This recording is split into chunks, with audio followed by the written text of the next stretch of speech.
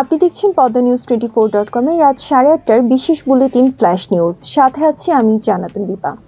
facebook.com/poddanews24 page follow করে আমাদের সাথেই থাকুন। লাব্বাইক আল্লাহুম্মা লাব্বাইক ধ্বনিতে মুখরিত মিনা। সৌদি আরবের মক্কা নগরীতে শুরু হয়েছে হজের আনুষ্ঠানিকতা। বুধবার মিনায় অবস্থানের মাধ্যমে শুরু হয়েছে হজের কার্যক্রম। এরপর 9 জিলহজ আরাফার ময়দানে অবস্থান করেন হাজিরা। 10 জিলহজে পশু কোরবানি করেন হাজিরা।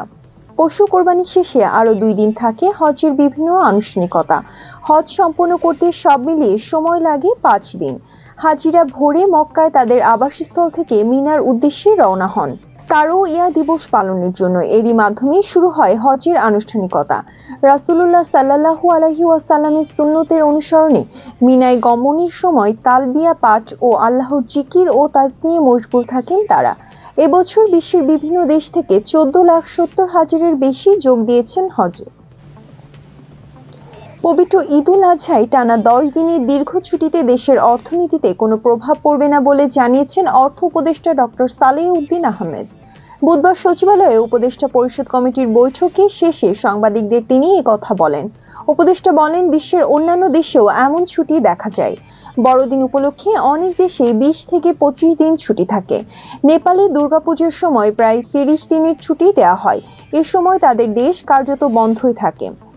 তাহলে দেশেও কিছু ছুটি হলে দেশ থেমে যাবে এমনটা ভাবার কোনো কারণ নেই। অর্থ উপদেষ্টা বলেন, ঈদের পর বাজেটের ওপর কার কি মন্তব্য সাজেশন থাকবে সেটা নিব। 19 জুন পর্যন্ত মতামত দিতে পারবে বাজেটের বিষয়ে। 22 তারিখে ক্যাবিনেট বৈঠক বাজেটে অনুমোদন করা হবে। বিএনপির স্থায়ী কমিটির সদস্য আমির খসরু মাহমুদ চৌধুরী বলেন, কালো টাকা সাদা করার সুযোগ রাখার অর্থ করফাঁকি দেয়াদের পুরস্কৃত করা। এটি নৈতিকতার বিরোধী। বুধবার ঢাকার গুলশান দলের চেয়ারপারসন কার্যালয়ে বাজেট নিয়ে প্রতিক্রিয়ায় তিনি কথা বলেন। আমির খসরু বলেন, রাজনৈতিক দল ও নাগরিক সমাজের সঙ্গে আলোচনা করে ন্যূনতম ঐক্যমতের ভিত্তিতে বাজেট তৈরি করতে পারত অন্তর্বর্তী সরকার। বিশেষ পরিস্থিতিতে বাজেট নিয়ে সংলাপ প্রত্যাশিত ছিল। সংলাপের মধ্য দিয়ে বাজেট হলে তা বাস্তবসম্মত হতো বলে উল্লেখ করেন বিএনপির এই নেতা। ঐক্যমতের ভিত্তিতে বাজেট হলে দারিদ্র্য বৃদ্ধির হারে লাগাম টানা যেত। অবৈধভাবে বাংলাদেশের অনুপ্রবেশের দায়ে চাঁপাইনবাবগঞ্জ সীমান্তে বিএসএফ এর এক সদস্য আটক করে কলা গাছের সঙ্গে বেঁধে রাখে স্থানীয় জনতা। বুধবার সকালে ঘটনা ঘটে। বিষয়টি নিশ্চিত করেন 53 বিজিবির অধিনায়ক লেফটেন্যান্ট কর্নেল ফাহাদ মাহমুদ রিঙ্কু। সদর উপজেলায় নারায়ণপুর ইউনিয়ন পরিষদের চেয়ারম্যান নাজির হোসেন সংবাদ মাধ্যমকে বলেন, ছাগল তাড়াতে গিয়ে বাংলাদেশে প্রবেশ করেছিল বিএসএফ সদস্য। এ সময় গ্রামবাসী তাকে আটক করে এবং বেঁধে রাখে। পরে বিজিবির সদস্যরা এসে বিএসএফ সদস্যকে তাদের ক্যাম্পে নিয়ে যান। স্থানীয়রা বলেন, প্রায় সময় বিএসএফ এসব গরু ছাগলকে তাড়িয়ে দেয়। পাকিস্তানের চলমান সন্ত্রাস বিরোধী প্রচেষ্টার অংশ হিসেবে খাইবার পাখতুনখোয়ার উত্তর ওয়াজিরিস্তানে একটি গোয়েন্দা ভিত্তিক অভিযান পরিচালনা করেন দেশটির সেনাবাহিনী। এতে 14 জন সন্ত্রাসী নিহত হয়েছে। বুধবার দেশটির আন্তঃবাহিনী জনসংযোগ দপ্তর বিবৃতিতে এ তথ্য জানিয়েছে। বলেছে, নিহতদের ভারতীয় প্রক্সি বাহিনীর সদস্য হিসেবে বর্ণনা করা হয়।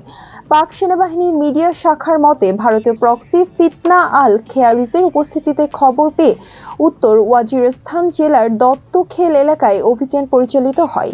সেখানে তীব্র গুলির বিনিময়ের পর নিরাপত্তা বাহিনী কার্যকরভাবে সন্ত্রাসীদের মোকাবেলা করে এবং তাদের মধ্যে 14 জনকে গুলি করে হত্যা করে। ইংল্যান্ড ও ওয়েস্ট ইন্ডিজের মধ্যে তৃতীয় একদিনের ম্যাচ শুরু হতে দেরি হয়। লন্ডনের রাস্তায় ট্রাফিকে আটকে পড়ে ওয়েস্ট ইন্ডিজের টিম বাস। ফলে সঠিক সময়ে মাঠে যেতে দেরি হয় ক্রিকেটারদের। একই কারণে সাইকেল চালিয়ে মাঠে চলে আসেন ইংল্যান্ড দলের কয়েকজন ক্রিকেটার। খেলা শুরুর আগে মাঠে দর্শকরা পৌঁছে গেলেও দু দলের খেলোয়াড়দের দেখা যাচ্ছিল না। ওয়েস্ট ইন্ডিজ ক্রিকেট দল সামাজিক মাধ্যমে জানায়, যানজটের কারণে রাস্তায় আটকে ছিলেন তারা। দেরিতে মাঠে পৌঁছানোর কারণে খেলার আগে অনুশীলনও করতে পারেননি ক্যারিবিয়ানরা। সরাসরি খেলতে মাঠে নেমে পড়েন তারা। স্বাগতিকরা অবশ্য অনুশীলন করেছেন। যানজট দেখে আগেই সাইকেল ভাড়া করে মাঠে চলে আসেন তারা। সেই ভিডিও পরে ভাইরাল হয়। গুরুত্বপূর্ণ সব সংবাদ জানতে পদ্মা নিউজ 24.com এর বিশেষ বুলেটিন ফ্ল্যাশ নিউজ দেখবেন প্রতিদিন রাত 8:30টায়। ফ্ল্যাশ নিউজ দেখতে ফেসবুকে আমাদের ফলো করুন facebook.com/পদ্মানিউজ24 আর ইউটিউবে সাবস্ক্রাইব করুন youtube.com/পদ্মানিউজ24 চ্যানেলটি।